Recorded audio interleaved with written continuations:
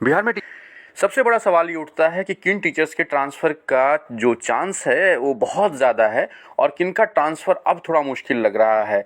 मैंने अगर आप देखें मेरा पुराना वीडियो तो मैंने काफ़ी पहले ये बात कहा था कि ये बात एश्योर करना कि हर एक का ट्रांसफ़र हो जाएगा थोड़ा मुश्किल है।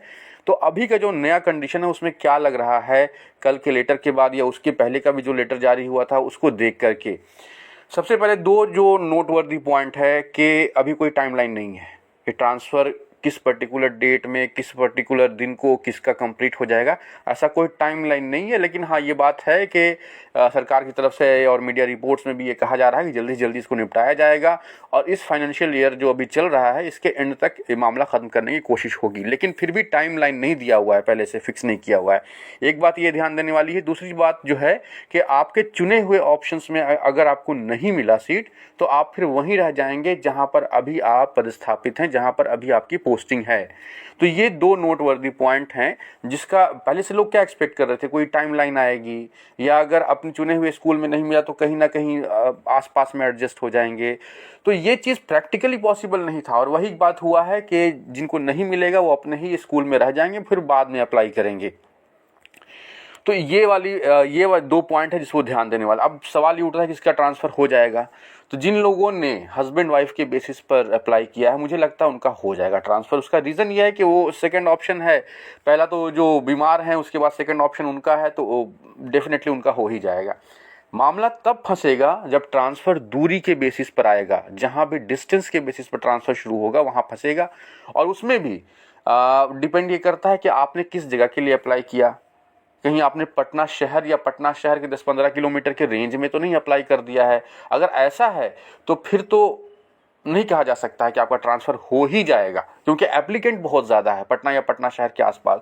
ठीक यही स्थिति कुछ और शहरों की भी होगी जहां पर लोगों ने शहरी इलाकों के लिए ज़्यादा अप्लाई किया होगा। तो ओवरऑल डिपेंड ये करता है कि आपने किस जगह के लिए अप्लाई किया, आपकी दूरी कितनी है, क्योंकि दूरी भी तो डिसेंडिंग ऑर्डर में घटते हुए क्रम में आएगी।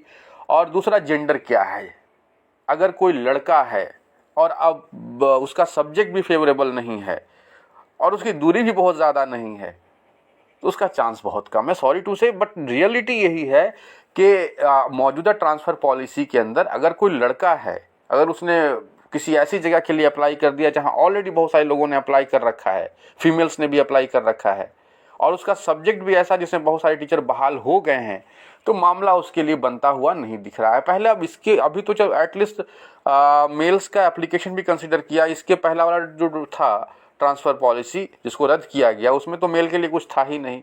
तो ओवरऑल मामला यही है कि लड़कों के लिए या मेल के लिए थोड़ा मुश्किल है। बाकी हो सकता है कुछ सब्जेक्ट में या कुछ जगहों पर अगर कोई गांव में जाना चाहता हो या ऐसी जगह पर जाना चाहता हो जहां ज़्यादा लोगों ने अप्लाई नहीं किया तो मामला कुछ और हो जाए, लेकिन मेल के लिए थोड़ा मुश्किल है। और फीमेल्स के लिए भी सबके लिए नहीं अश्योर किया जा सकता। फीमेल्स ने किस जगह के लिए अप्लाई किया है और कितनी दूरी पर हैं, किस सब्जेक्ट पर, ये 3 फैक्टर है। इन तीनों फैक्टर का कंबाइंड इम्पैक्ट ही डिसाइड करेगा कि ट्रांसफ़र होगा कि नहीं होगा। और इसमें भी कुछ रिस्ट्रिक्शंस लगाई गई हैं, जैसे कि भाषा में सभी भाषा के टीचर नहीं रहेंगे। नंबर ऑफ़ टीचर्स को भी फिक्स किया गया है कि 9-10 में कितने रहेंगे, 11-12 में कितने रहेंगे। तो बहुत सारी चीज़ें हैं। ये पूरा मामला इतना आसान नहीं है कि जिसने भी अप्लाई कर दिया उसका ट्रांसफ़र हो ही जाएगा। मामला थोड़ा कॉम्प्लेक्स है और मैंने पहले भी बात कहा था कि एक चीज़ प्रैक्टिकली पॉसिबल नहीं लगता है कि जो अप्लाई कर दे सबका मनचाहा जगह ट्रांसफ़र हो जाए, फिर तो सब के सब पटना शहर में आके जम जाएंगे। तो बाकी देखते हैं आगे चल के क्या होता है। जो भी खबर आएगी, जो सही बात होगी वो मैं आप तक पहुंचाऊंगा। अभी के लिए इतना ही। बाकी आगे आने वाले दिनों में ये देखना इंटरेस्टिंग होगा कि कितने लोग पा जाते हैं अपने मनचाही जगह को। खास करके लड़कों के लिए देखना बड़ा इंटरेस्ट। लड़कियां तो ज़्यादातर पा जाएंगी वो मुझे पता है, क्योंकि पहले लड़कियों का पूरा कंप्लीट किया जाएगा डिसेंडिंग ऑर्डर में, फिर लड़कों की बारी आएगी और तब तक लड़कों के लिए कुछ बचता भी है कि नहीं बचता है ये देखने वाली बात होगी।